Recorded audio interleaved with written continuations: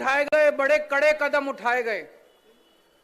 ये तो अभी ट्रेलर है, अभी देखना, अभी पिक्चर बाकी है, अभी बड़े बड़े कदम उठाए जाएंगे पंजाब को रंगला पंजाब बनाने के लिए। नशे के खिलाफ जो ये युद्ध छेड़ा है, पहले नशे का धंधा ये पार्टियां करती थी, बड़े बड़े इनके नेता शामिल हैं, उनको बख्शा नहीं जाएगा। अभी आने वाले दिनों में देखना कितने बड़े बड़े लोगों के खिलाफ कार्रवाई की जाएगी, किसी को नहीं बख्शा जाएगा। पहले ये लोग धंधा करवाते थे नशे का, हम लोग धंधा नहीं करवाते। हमारा कोई मंत्री, कोई एमएलए, कोई मुख्यमंत्री हमारा नशे के धंधे में शामिल नहीं है। इसलिए हमारी हिम्मत है कि नशे के तस्करों के घरों के ऊपर बुलडोजर चलाए जा रहे हैं, उनको गिरफ्तार किया जा रहा है, उनके खिलाफ सख्त कार्रवाई की जा रही है। और पुलिस को बोल दिया गया है कि खबरदार अगर कोई नशे के तस्करों के साथ मिलकर काम करेगा तो। कहा जाता था कि पुलिस में भी कई लोग जो है तस्करी करवाते हैं, तस्करों के साथ मिल, खबरदार अब अगर कोई हिम्मत करेगा और कोई नशे के तस्करों के साथ मिलकर काम करेगा, किसी को नहीं बख्शा जाएगा। हमारे बच्चे बर्बाद हो रहे हैं, हमारी पूरी पीढ़ी बर्बाद हो रही है। पाकिस्तान से आता है ये सारा नशा, वहां से ड्रोन आते हैं, वो बॉर्डर के ऊपर पैकेट फेंक के जाते हैं और वहां से हमारे बच्चे उसको पकड़ के, हमारे नशे के तस्कर उनको पकड़ के और उसको पूरे पंजाब में डिस्ट्रीब्यूट करते हैं। अब जब से यह कार्रवाई शुरू की है, कड़ी कार्रवाई शुरू की है, पाकिस्तान भी बुरी तरह से छटपटा रहा है। अब जब उनका ड्रोन आके फेंक के जाता है, कोई उठाने वाला नहीं मिल रहा उनको, पाकिस्तानियों को कोई नशा बेचने वाला नहीं मिल रहा। आपका सहयोग चाहिए। अब जब तक 3 करोड़ पंजाबी इकट्ठे होके नशे के खिलाफ आवाज बुलंद नहीं करेंगे, हम अकेले सरकार नहीं कर पाएगी। आपके इलाके में अगर कोई नशा बेचने के लिए आया, पुलिस को बताओ, डरने की जरूरत नहीं है, उसके खिलाफ कार्रवाई की जाएगी, उसको बख्शा नहीं जाएगा। एक भी नशे के तस्कर को नहीं छोड़ना, एक भी नशे के तस्कर को नहीं छोड़ना। जितने गैंगस्टर थे, गैंगस्टरों के खिलाफ कार्रवाई चल रही है। पंजाब के अंदर इन्होंने, कांग्रेस, अकाली दल, बीजेपी वालों ने गैंगस्टरों का ऐसा जमावड़ा था, इतने गैंगस्टर पैदा हो गए थे, किसी को नहीं बख्शा जाएगा। सबसे पहले एक सरदार जी आए थे, उन्होंने कहा था कि कानून व्यवस्था खराब। मैं मानता हूं इन लोगों ने कानून व्यवस्था खराब किया, इन्होंने 70 साल के अंदर बेड़ा गर्क किया पंजाब का। 3 साल के अंदर, 3 साल कुछ नहीं होते, 70 साल में इन लोगों ने बेड़ा गर्क कर दिया था पंजाब का। 70 साल का कूड़ा 3 साल में साफ नहीं कर रहे, लेकिन झाड़ू लेके लगे हुए हैं हम लोग, 3 साल से सफाई कर रहे हैं। और मुझे पूरी उम्मीद है, अब जिस तरह से स्पीड पकड़ ली हमारी सरकार ने, अब पूरे 100 की स्पीड से अब हमारी गाड़ी चल रही है, पंजाब सरकार की गाड़ी। अब एक एक नशा खत्म करेंगे, कानून व्यवस्था ठीक करेंगे। एक और चीज पूछना चाहता हूं, बिजली के बिल जीरो किस किस के आते हैं? जरा हाथ खड़े करो। सबके बिजली के बिल जीरो आते हैं। कभी सोचा था जिंदगी में कि ऐसी भी कोई सरकार आएगी, ऐसी भी कोई समा आएगा जब बिजली फ्री हो जाएगी? पूरे देश के अंदर केवल दिल्ली और पंजाब 2 सूबे हैं जहां पे बिजली फ्री है। दिल्ली में अभी तक आम आदमी पार्टी की सरकार थी, पंजाब में कहां से आया पैसा?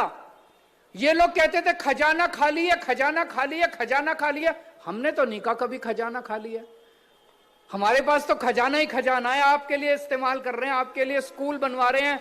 अभी एक बच्चे ने कहा स्कूल ऑफ एमिनेंस बनवा दो, तो जगह जगह स्कूल ऑफ एमिनेंस बन रहे हैं, मोहल्ला क्लिनिक बन रहे हैं, अस्पताल बन रहे हैं। अभी अरोड़ा जी ने कहा जवाहर कैंप की सारी सड़कें अगले 1-1.5 महीने के अंदर आपकी सारी सड़कें बन जाएंगी। अगले 1-1.5 महीने के अंदर आपकी जगह जगह स्ट्रीट लाइट लग जाएंगी। पहले पंजाब में बिजली खूब जाया करती थी, अब पंजाब में बिजली की कमी नहीं है, लेकिन लुधियाने में हमें पता चला कि कई सारे ट्रांसफार्मर खराब हैं, उसकी वजह से आपके कई बार पावर चली जाती है ना बिजली में, गर्मियों में कभी कभी। अभी गर्मियों तक, इन गर्मियों तक कितने ट्रांसफार्मर लगवा देंगे पूरे लुधियाने में। इस बार 1 मिनट के लिए भी लुधियाने के अंदर बिजली नहीं जाएगी गर्मियों के अंदर, आप चिंता मत करें। पैसा कहां से आ रहा है? यह ईमानदारी का पैसा है, यह ईमानदारी का पैसा। ये सारा लूटते थे अकाली दल वाले, कांग्रेस वाले, वो पैसा बचा लिया। अब इस बार चुनाव में आपके सामने संजीव अरोड़ा जी खड़े हो रहे हैं। संजीव अरोड़ा मैं एक दो उदाहरण दूंगा कि कितना शानदार आदमी है। एक बच्चा दिल्ली में बीमार हुआ, उसकी बीमारी बड़ी रेयर बीमारी थी, उसको SMA 1 कहते हैं। बच्चा पैदा हुआ, पैदा होने के 6 महीने के अंदर पता चला कि उसको वो रेयर बीमारी है। उसमें उसके जो मसल है, मसल खत्म होते जाते हैं, बच्चा खड़ा नहीं हो सकता, बच्चा खा नहीं सकता। उस बीमारी का एक ही इलाज था, एक इंजेक्शन लगना था विदेश से। 18 करोड़ रुपए का इंजेक्शन, 18 करोड़ रुपए का, सोच सकते हो। वो विदेश से आना था, फॉरेन कंट्री से, 18 करोड़ का इंजेक्शन। इन्होंने अखबार में पढ़ा कि एक बच्चा बीमार है, उसको 18 करोड़ का इंजेक्शन चाहिए। अगर किसी आपके भी बच्चे को 18 करोड़ का इंजेक्शन होगा, आप सोचोगे मैं कहां से लाऊं? आप तो फिर भगवान से बस दुआ कर सकते हो और तो कुछ नहीं कर सकते। संजीव अरोड़ा जी पंजाब से दिल्ली गए, उसके घर गए, उसके डॉक्टरों से बात की, अपनी तरफ से 2 करोड़ रुपए दिए। पंजाब, उन्होंने अखबार में इश्तिहार दिया, पूरे देश भर से बड़े बड़े एक्टरों से, हीरोइनों से, बड़े बड़े अमीरों से पैसे इकट्ठे करे। 18 करोड़ रुपए का इंजेक्शन लाके उन्होंने उस बच्चे को लगवाया और उसकी जान बचाई उन्होंने। ये कोई आम आदमी नहीं करता, ये वही करता है जिसके दिल में गरीबों के लिए, बीमारों के लिए, इंसानों के लिए दर्द होता है। आप सोच के देखो, अभी तो ये आपके MLA बने नहीं है, अभी तो ये चुनाव जीते नहीं है, अभी से ये आपकी सड़कें बनवा रहे हैं, अभी से ये लग के आपकी स्ट्रीट लाइट्स बनवा रहे हैं। जिस दिन जीत गए तो ये पता नहीं आपका क्या उद्धार कर देंगे, आप सोच भी नहीं सकते। और आखिरी बात, आपका ये जो सिविल हॉस्पिटल है लुधियाने का, इस सिविल हॉस्पिटल में चूहे दौड़ा करते थे, बुरा हाल था, कचरा बना पड़ा था। इन्होंने चंदा इकट्ठा कर करके, चंदा इकट्ठा कर करके सिविल हॉस्पिटल शानदार बनवा दिया। कल उसका उद्घाटन होने जा रहा है अपने पैसे से, और पूरा चंदा इकट्ठा करके।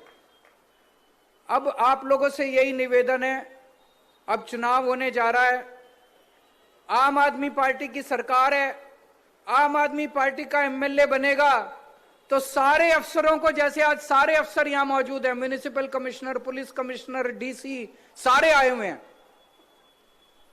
अगर इनको जिता के भेजोगे, ये सारे अफसरों को आपके बीच में लाके आपके छोटे से छोटे काम भी करा के जाएंगे, बड़े से बड़े काम भी करा के जाएंगे। और अगर आपने कांग्रेस और BJP वालों को जिता दिया, उनकी तो चलेगी नहीं, क्योंकि सरकार तो आम आदमी पार्टी की है, तो वो तो कोई काम करा नहीं सकते। वो तो बस लड़ेंगे विधानसभा के अंदर बैठ के, मान साहब को गालियां देंगे, बड़ी अच्छी अच्छी गालियां देंगे, और काम आपके सारे रुक जाएंगे, काम नहीं हो पाएंगे आपके। तो काम कराने हैं तो संजीव अरोड़ा जी को वोट दे देना। गालियां सुननी है कि वो गंदी गंदी गालियां दे मान साहब को, तो BJP और कांग्रेस और अकाली दल को वोट दे देना।